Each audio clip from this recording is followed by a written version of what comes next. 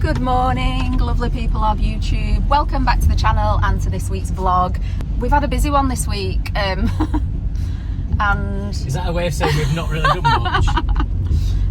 We've had a busy one. It's been a mad week for work, and for both of us for a change. For both of us for a change. So the van has had to take a little back step just this week, but we are cracking on. So it's Saturday, and we are currently en route to IKEA. Now, if you know about van builds, you know that you have to go to IKEA for your bed frame beams. So we're going to go and pick up three.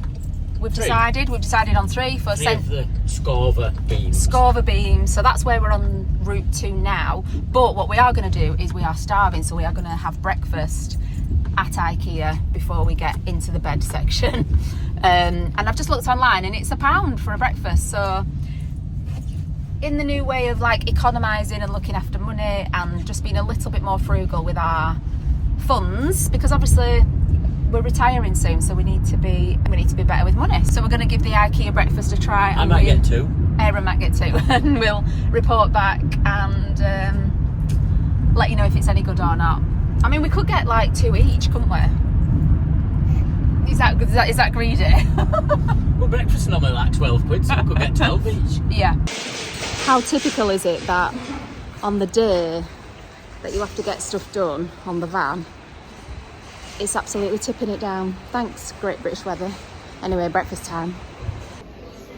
So, bad news, the IKEA breakfast is a no-go because the queue was absolutely horrendous and we don't have the time, so...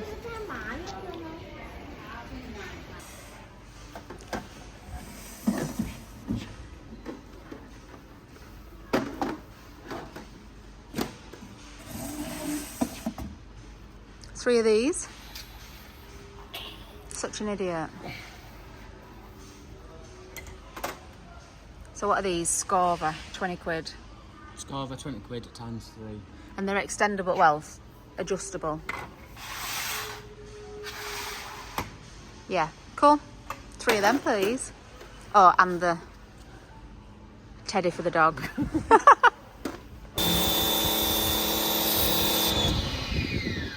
How's it going? Alright, it's not going to get it spotless, but... No, it looks better. Can you spray it with anything?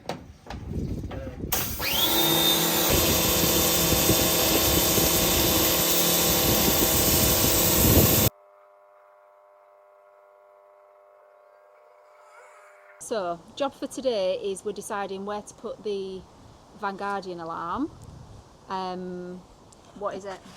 Well, it's an alarm, but it's different to your normal alarm because it goes off before some kind of criminal gets into your van. Mm-hmm. So usually the alarm goes off once they're actually in, once the door opens, but these go off as soon as somebody starts to touch it and mess with it.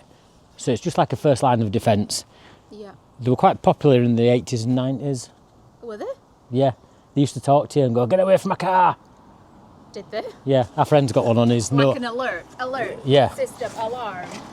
So because we've got a little scratch on this van that we didn't know about that's been touched up, and this just happens to be roughly the right place, I think that's where it's going to go. That camera's not actually wired up yet, but I'm pretty confident it won't block the view of it. I think it's going to be about there somewhere. Brilliant. So it'd be that the base would be about there, I think. Yeah. And then once the cover's on, it comes out a bit further. Okay. Is it about there? Yeah. You sure? Yeah. So we're not going to cover up that scratch after all. Okay. So I think about there, because by the time the case is on, that's a bit bigger. Do you think that looks straight? Yeah. Yeah, hang on, let me step back. That looks good to me.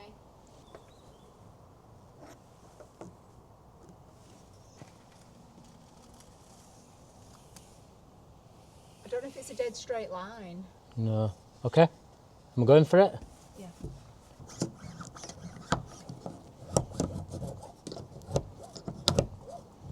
So what are you doing there? Just like really pressing it down? Just pressing it down, yeah.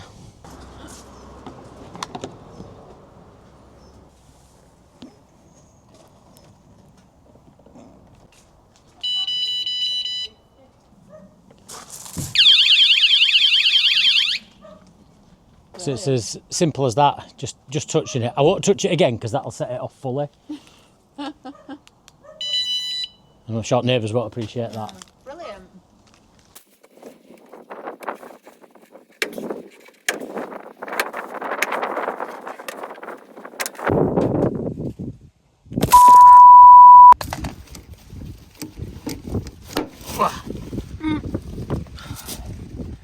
Ideally, I want to get the original ones out. I have got spares, but so that one came out all right. But What? And can you reuse that? you can reuse them, but where did the other ones go? Like that one, can't reuse that. Look at it, it's trashed. Oh, right. So you just chuck them away. And I've got some spares, but the spare ones are plastic, so they're not as good.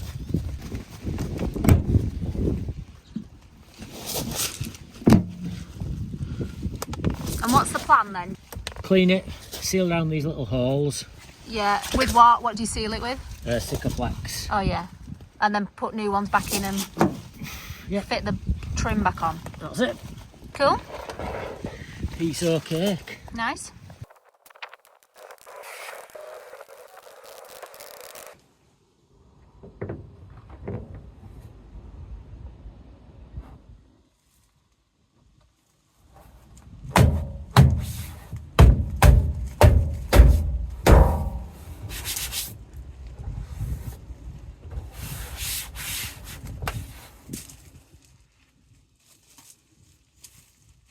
Right, so Frankie's away all week working, so home alone for me. So I'm going to make a start on trying to fit the Max Air fan.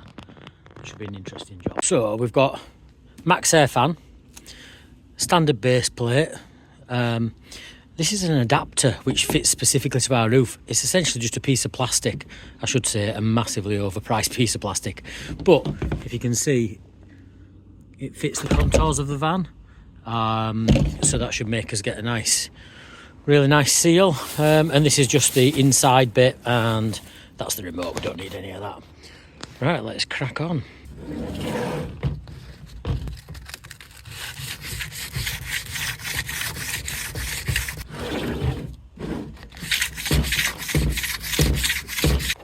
Not sure that much point in doing that because it's actually ridged, so it's probably going to stick pretty well anyway. I'll degrease that and the black adapter before I put them on. We're going to stick it down with Sikaflex. It does screw down, but we're going to stick it with Sikaflex.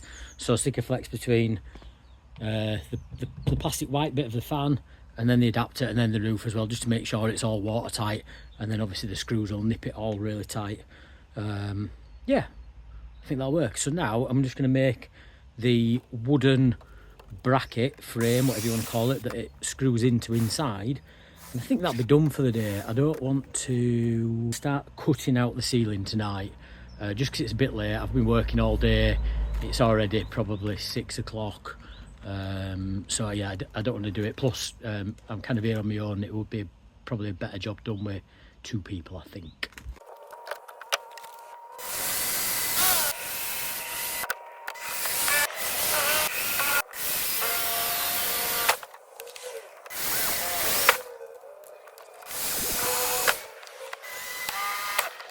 Next job, I'm just going to scuff both sides of this black adapter with a bit of 120 grit. Is it 120? 120 grit paper, just so we've got a bit of a key for when we stick it to the roof and stick it to each other.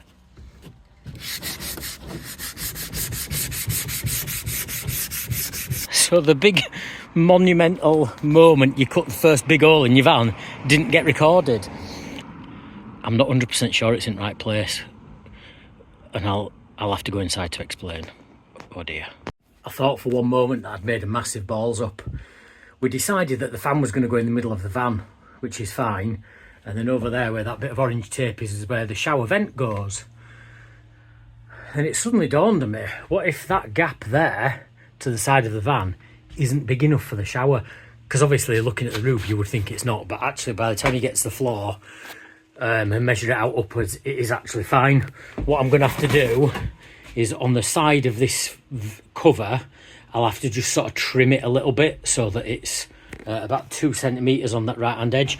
There's not necessarily a massive problem though, because I think we're going to paint that anyway, so I don't think that'll be much of an issue. But you know, those moments where you're cutting the first big hole in the van, and all of a sudden you're like, oh no, you know, you measure twice, cut once and all that, but you just, you know, these things happen. But fortunately we've got away with it this time. I don't think Frankie would have been very happy about that. Right, that's the Max fan installed. Just had quite an exciting delivery. So this is all our Victron kit for the van. So what have we got in here? So we've got an Orion XS. That's the charger that goes from the van to the camper van side of things to charge up the leisure batteries. So there's one of them. We've got, let's have a look, two of these. So this is the solar controller. So it takes a feed from the solar panels and again charges the van batteries. So we've actually got two of them. There's another one there. What else have we got? Ooh, Turbo GX. So this is a little unit that talks to all the various systems in the van and just kind of, I don't know, coordinates everything and tells you what's going on. We've got a Lynx distributor, which I'm guessing is probably quite heavy. This is just a unit that instead of having bus bars, if you know what bus bars are, it's just basically a place where all the power gets distributed, keeps everything nice and tidy. This is the GX Touch 50, which is, that's just a display unit. This is, what's this? Oh, that's the smart shunt. Some people say we don't need that, but we're going to go with one anyway. And what's this? Oh, this is just a wall mount for the display unit. So it might seem a bit daft buying all this stuff so early, because they won't be getting installed just yet. But the thing is, like in a van, one of the things you have to do is plan everything out, and you need to know what size cables are going where. All the cables are one of the first things that go in, you know, behind all the insulation and everything. So you kind of need to get this stuff so you can do all the maths and work out the cables. It's a bit annoying because it's all obviously very expensive, and then it's just going to sit around not doing much for a little while. So I'm back home from working away and it's straight down to B&Q for supplies for the next job on the list, which is putting in the baton frame to support the walls and starting the insulation. So join us next week to see how we get on with that. Please like and subscribe, it means so much to us. Oh, and I nearly forgot that we're actually now over 1,000 subscribers, which is absolutely awesome. So thank you very much. We'll catch you at the next one.